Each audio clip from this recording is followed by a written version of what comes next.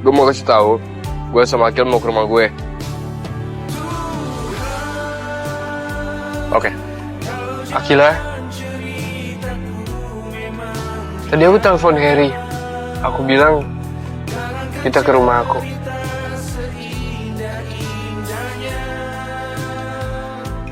Dan apapun yang terjadinya nanti, aku akan tetap bersyukur karena pernah sejauh ini sama kamu, sama Harry.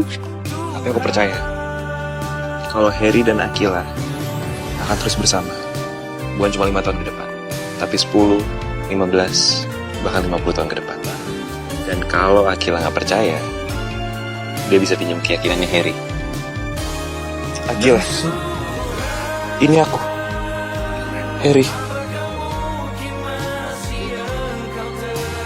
Semoga kita masih bisa ketawa-tawa karena hal-hal kecil kayak hari ini.